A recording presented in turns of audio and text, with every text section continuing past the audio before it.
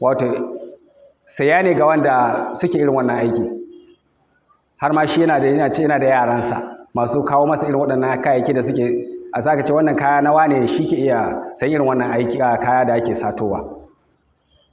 Kwanuka a gidan babarsu ba, hatta idan kana da wasu dabbobi da kake turke su, kana kafa ƙarahuna domin turke su, in yara ƙanana suna shiga gida sun kwashe shi an kai wani gun an ji an saida.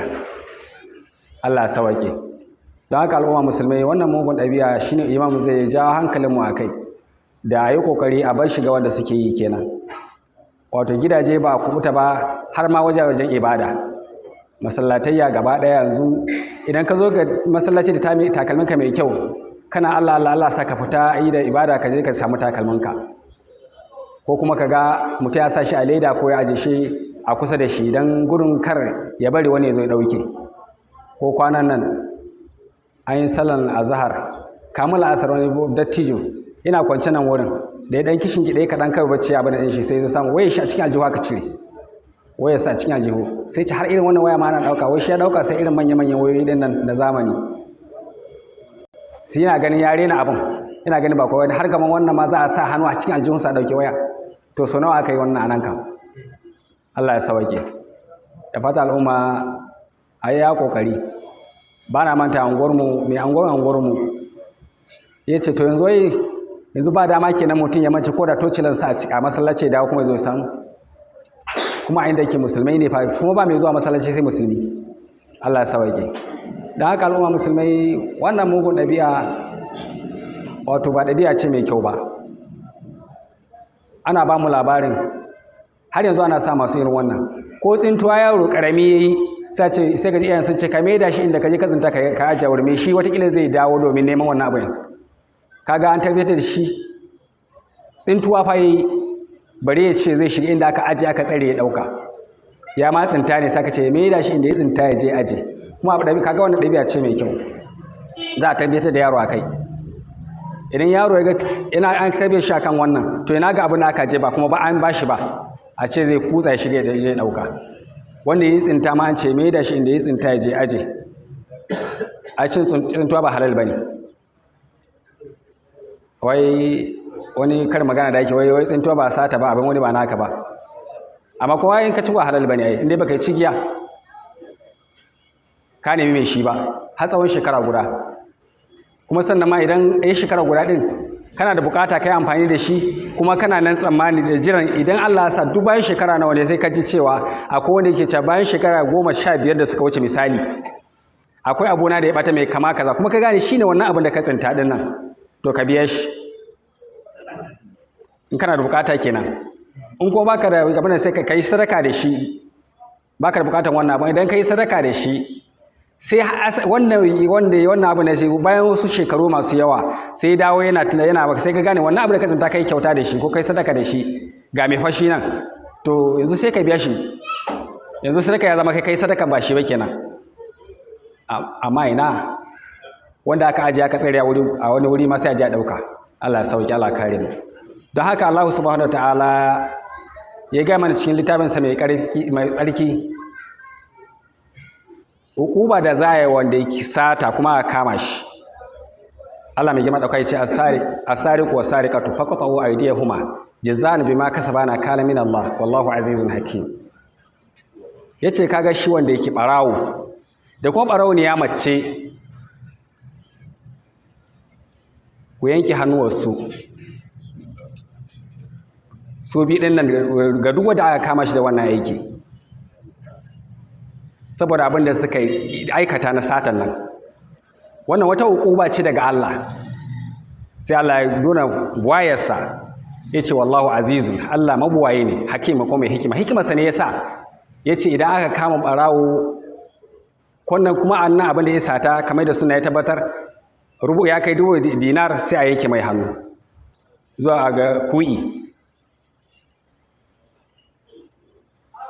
Kaga watakila idan kaga mutum mai dungulin hannu kuma sata ya aka yanke mai hannu, watakila zama ka gargadi kai ka daina in kana yi kenan, ko kuma ka guji aikatawa, kar kai ma wata ranka ga ganka da hannu an yanke hannun dama. Allah ya sauke, Allah kare mu. Don haka al'umma musulmai, wannan ana gaya mana ne idan ma ba a kama ka ba ka sani ai ko za ka mutu dole ko wataƙila ka yi satar tunda ka gane Najeriya ba ƙasa ce da ake shirya da addinin musulunci ba, ka ce to wa zai yanke mu hannu don an kama na yi sata. Ga wasu mutane ma suke sata kuma an kama sai da ɗaure sace shekara kaza. Kuma wannan baya sa a daina, sai ƙarawa yake. Da an tsaya ga abinda Allah masarki ya faɗa cikin alƙur'anin sa wataƙila sai a samu sauƙin al'amarin, amma ina sai abu sai ƙaruwa yake. In ka san wata dabara da kake labari ka sani barayi suna aikata shekara 10 da ya wuce, yanzu an wuce wannan, ba wannan bane yanzu, suna da wani dabara suna daban. Allah ya sauke. Don haka al'umma musulmai mu guji wannan mugun ɗabi'a, domin gaskiya yana ɓata al'umma. Wani sata idan ka ga aka yi shi, wato sai ka yi mamakin aka kama wanda yake ake sata, sai ga yaro ne ƙarami, sai ka yi ta mamakin wannan yaro a ce da ba a gai shi ba a kama shi ba, sai ka zanci kamar wasu manya-manyan mutane suka yi wannan aiki, kuma yare ne ƙanana. Wasu suna nan sun tarbiyyatar da yara a wannan mugun ɗabi'a, suna nan don su zo su saya, wasu kuma suna nan suna ɗaure musu gindi. Allah ya sauke, Allah kare mu. Don haka al'umma musulmai, ba fa sai sata ka da duk wani abin da zai zanto zaka ci wa cikinka haramun ko ka tufata da haramun, to ka sani fa ba abin da zaka yi na addu'a Allah masarki ya karba. Hadisi annabi tsira da aminci su tabbata gare shi ya ba mu labarin wani bawan Allah. Bayan Allah annabi tsira da aminci su tabbata gare shi ya ce, wato inna Allah ta'ala tayyibun la yaqbalu illa tayyiban. Lalle Allah madaukakin sarki mai tsarki ne, bai kuma karban aiki sai wanda yake mai tsarki. Aikin da aka yi shi bayan ka ci tsarki, ka ci abin da ke mai tsarki, ka tufa da mai tsarki, to sannan sai ka yi addu'a Allah sai ya karba. Annabi tsira da aminci Allah tabbata gare shi sai ce lalle Allah masarki inna Allah amara mu'minina bima amara bihil mursalina. Allah ya umarci mummune da abin da umarci manzanni da shi. Allah ta'ala ya ce ya hiya rasul, ya ku manzanni, kulu min tayyibati wa amalu salihan inni bima ta'maluna ali. Ya ku wanda kuke manzanni, ku ci daga tsarkaka kuma ku yi aiki kuma nagari. Allah ya ce domin ni dangane da abin da kuke aikatawa masani ne. Sai kuma umarci wanda suke mumunai, ya yi lalazina amanu kulu min tayyibati ma razaqnakum, ku ci daga tsarkaka daga abin da Allah masarki ya sa na azurta ku da shi. Kar ka je ka ɗauki kayan wani ko ka cuci wani ko ta wani hanya domin ka ci wa cikinka abin da yake halar za ka amfani da shi. Sai annabi tsira da misalar tabbata garshi ambaci wani bawan Allah yudilu safara, yana tsawaita tafiya. Ga yacan wani hadisi annabi ya ce du'aul musafir mustajabu, addu'a wanda yake matafiyi abin karba ne, domin wani yanki ne na azaba shi ma tafiya. Kana cikin tafiyar ta halal, ka daga hannu kana roƙon Allah masarki biya ma wasu bukatunka da kake nema gurin Allah masarki, Allah sai biya ma bukatan. To amma fa banda wanda yake cin haramun, wanda ya tufata da haramun, wataƙila ma guzurinsa haramun ne. Sai ba mu labari shi annabi tsira da misalar tabbata gare shi, shi wannan bawan Allah gashi nan cikin wahalar tafiya, ash'ata agabara ya mude da ila sama, ya rab ya rab, ya daga hannunsa sama yana cewa ya ubangiji, ya Allah, ya ubangiji, ga bukata na ka biya mu, na shiga cikin wani wahala cikin tafiyar nan, amma kuma kash wa yad'amuhu haramun wa yashrabuhu haramun wa malbasuhu haramun wa guziya bil haram. Abin da yake ci haramun ne, abin da ma yake sha haramun ne, kai tufatin da ke jikinsa ma haramun ne, amma tafiyar da yake guzurin da yake tare da shi haramun ne. Sai annabi ya ce fa ana yustajabu lahu, to ya za a amsa mishi? Ya tattara haramun, ba za a amsa masa wannan addu'a ta shi ba, saboda me? Yana ta'ammuli da haramun. Don haka bayan Allah, ko ta wani hanya, ba sai sata kawai ba, mu guji haramun. Rashawa ne, kwace ne, kai ko wani hanya dai da ka sani, cin riba ne, abin da dai za ka jawo kanka haramun, ko ka tufata da haramun, ko ka tarbiyyar ka ci da iyalanka haramun, kana cikin matsala.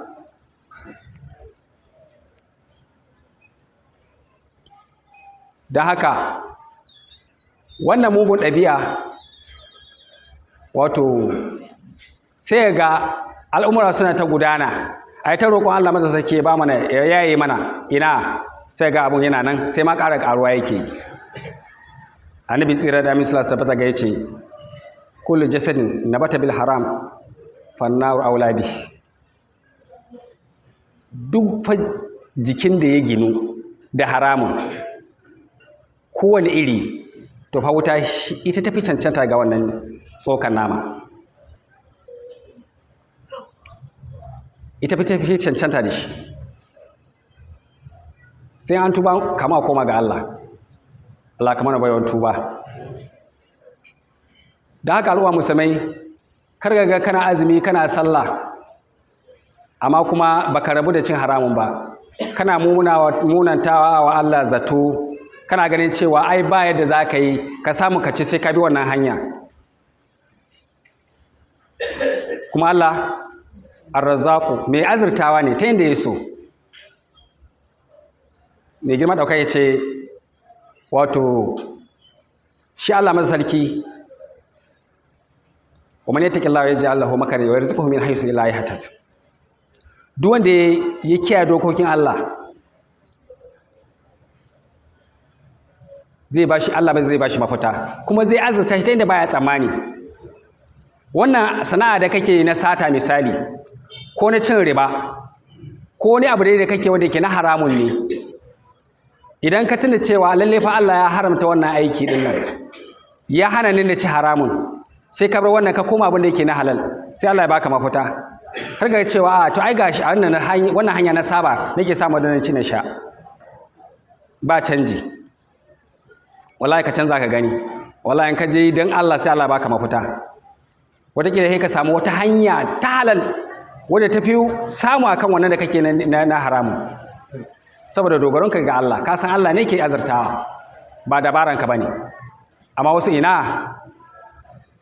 kuma wato mutane da aka yi maganan me sata za a yanke mai hannu idan aka kama shi sai suka ce to mu fa 'yan Najeriya ne ba a yanke hannun mai sata iyaka kawai watakila idan aka kama shi a yi ɗan da doke shi a bashi shi yasa wasu suka ga suke ɗauka wani mugun wato hukunci da ba na shari'a ba ne ko a kama ko a kashe ko a sa mai taya da shauransu a tsaya kan abin nan da Allah ya ce ka gani ta ma hukumominmu ba su yarda da wannan tsari ba yanzu da za a ce za a kama ɓarawo a yi mai wannan hukunci da musulunci ya tanada ga wanda aka kama ya yi sata sai ga duniya sun ci akan mutane ina tuna lokacin da Yariman Bakura lokacin da ya zamanto gwamna jihar Zamfara ya ce ya kaddamar da shirin musulunci aka kama wani ya yi satan sani ya ce sai aka yanke mai hannu a lokacin ma ba social media irin ne yanzu sai ka ji yadda abubuwa suke a jaridu ne a rediyo ne kasashen duniya da sauransu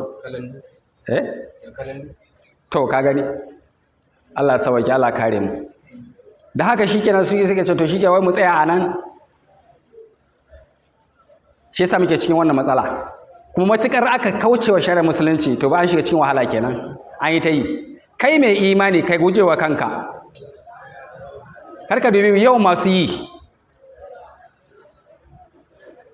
ai yanzu dukkanmu nan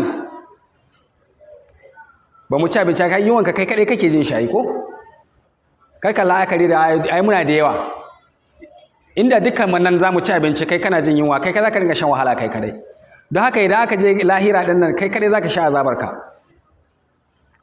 to ina ruwanka da wani na yi tunda ba zai maka rangwame ba cikin abin da za a maka na azaba idan kai mugun aiki ka je wa Allah baka tuba ba don haka kai ka tsere wa kanka da duk wanda Allah masarki ya sa suna za ka iya gaya musu ko kuma za ka hukunta su idan suka yi wannan aiki ne sai ka kubuta amma da kai la'akari da cewa ai masu yi suna da yawa sai ka samu matsala ba la'akari da yawan masu mugun aiki ai a da yawa a cikin alkurani ai ana ce kalilan ma tazakkarun kaɗan ne masu wa'azantuwa daga cikin wa'azin da manzanni suke yi da malamai amma kaga mafi yawa fa ba masu wazantuwa ba ne. To ka zama cikin kaɗan ɗin nan masu wazantuwa sai ka samu tsira. Amma idan ka ce kana la'akari da masu yawa, ga wasu ma manyan mutane ne su, ko a gari ko a ƙasa, wataƙila su ne manya, ana girmama su saboda ɓarayi ne su, ana ce musu ranka daɗe, wai ran shi ya daɗe ya yi ta mugun aiki don ya tara wa kansa zunubi ya koma ga Allah ya je sha uquba da ba ta da iyaka, ba sassauci, ta yau ta fita jiya, ta gobe ta fita yau, ta turfa kenan, nauyi azaba iri-iri, kuma ba a sabawa da ita. Ba duniya ba ne, yanzu nan duniya idan ana maka wani hukuma sai ga ayi ma sai ka ji wannan ayi wani ka ma saba da shi. Amma ban da lahira, hukuman da za a mutu a lahira in a duniya ne ba za ka yi ɗauka ba, to can ba a mutuwa, da mutuwa ta ƙare, an riga an gama. Sai ɗaukan bala'i na wannan zunubi da ka aikata kai ki tuba har ka koma ga Allah. Don haka al'umma musulmai a yi hattara. Yanzu ya kai ga yanzu ba dama yanzu haka a ga gida an kule. Daman da an ga gidanka a kule an san ba kowa fake nan cikin gidan. Da rana tsaka sai ka jan shiga gidan wawashe kayan mutum. Daman an gani kuma sai ka samu idan an kama an kama wanda suke yawa sai ka samu yan yara ƙanana ne. Shi ko yana nan yana zanne babba ne shi ke saya da yan kuɗi yan kaɗan ya ba su, wataƙila wasu yan matasa ne su je su yi shaye-shayensu.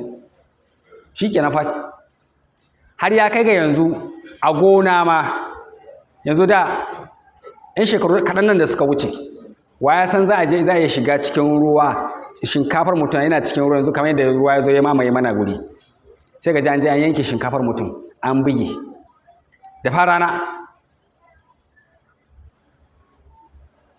Kuma abin tausayi shine wai ka samu hada 'ya'yan musulmai a ciki, shine abin tausayi, wadda hakkinmu ne 'ya'yan nan da Allah masarki mana arzikin su, to Allah masarki ya ɗora mana tarbiyyar su wajibi ne. Inda suke shiga mu rinka lura, wa suke abota da su mu rinka lura, don mu ja hankalinsu ga wanda suke abota da su ɗan mutanen banza ne, karkar su yi alaƙa da su. Idan kuma yaro ya zo gida da wani abu wanda kake ganin, sai ka bincike shi ina ya samu, ko yana wani sa riga da ba shi ba, wataƙila baka san ina yake samu, to ka bincike ina yake samu abin da yake sayan kayan da yake sawa, ko wani ciye-ciye da yake yi. Yaron ka ya zo gida ce a yi abincin gida, ya ce shi ba zai ci ba saboda ya ci indomi, ya sha shayi ya ka a waje saboda kayan kuɗin banza da ya samu wajen sata, abincin da aka yi gida ba zai iya ci ba. To ka bincike shi ina ya je ci abinci, ina ya samu kuɗin da ya sai abincin. In ya ce wurin wane ne aiki wurin, ka je ka tambaye shi, yaron ya aiki wurinka? A ya min aiki na bashi kaza. Amma kawai shi kenan ka bari kawai shi ce kwana ɗaya biyu bai ci abincin dare ba gidanka, sai kuma kawai shi kenan ba ruwanka. Akwai wajibcin mu kula da 'ya'yanmu. Yanzu wani wuri da wani shago a nan da yara suka hau sama kan kwano, suka bare kwano, suka shiga cikin shago suka yi kaya. In ba dan Allah ya sa kama yaran nan ba, sai ka rantse da Allah ba yaran nan ba su iya yin wani aiki ba, in kankantan su. Sai ka rantse da Allah yaran ba su aikin nan ba. Abun mamaki yara ne ƙanana. Dukan suna tsammanin ba wanda ya kai shekara 10. Sai dai wataƙila 'yan shekara 6-7 haka. Amma suka yi wannan mugun aiki. Allah ya sauke. Don haka al'umma musulmai wannan aiki ne gare mu.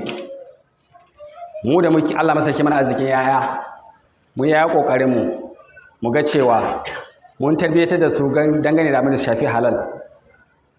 Mu rika sa ido dangane da abin da suke aiwatarwa. Mu ga wasu suke abota da su, ina suke shiga. Mu ta kuma roƙon Allah masarki mana kariya. Zai yi wa kana iya ƙoƙarinka wajen ganin cewa yaranka sun tarbiyantu. Allah masarki wata kila jarabe ka, kai ita yi kai ta yi. Annabin Allah Nabi Nuhu yayi ya yi ga ɗansa ya yi imani da shi bai yi imani da Allah ba ya kuma halaka. An samu annaban Allah matansu mata annaban Allah ne kuma suka zama 'yan wuta, kuma za a ce annaban Allah bai yi tarbiyya ba? Jarabawa ce. Amma da duk da haka iya ƙoƙarinka, idan ma suka zama hakan to ka iya ƙoƙarinka sai ka kubuta, amma idan ka bari sakaka to da kai da shi sai ku halaka. Annabi tsira da Allah su tabbata gare shi ya ce kullukum ra'in wa kullukum mas'ulun an ra'iyyati. Dukkan ku nan Annabi tsira da Allah su tabbata gare shi ya ce masu kiwo ne, kuma kowa sai an tambaye shi dangane da abin da aka bashi kiwo. Shugaba mai kiwo ne ga al'ummar da aka shugabantar da shi a kansu. Mai gida ma mai kiwo ne dangane da iyalan gidansa. Kai har ka zo ga shi ɗan mai aiki a cikin gida shi ma mai kiwo ne dangane da dukiyar mai gidansa. Dukkan mu sai an tambaye dangane da abin da Allah sake ba mu kiwo. Da haka mu zanto masu kiwo dangane da ‘ya'yan da Allah sake ba mu, sai mu samu kubuta. Na ga imam ya taho zan dakata nan, ina mai roƙon maɗaukaki sarki Allah abubuwa da na faɗi daidai Allah ya haɗa mu cikin lada, wanda kuma na yi bisa kuskure na roƙon maɗaukaki sarki Allah.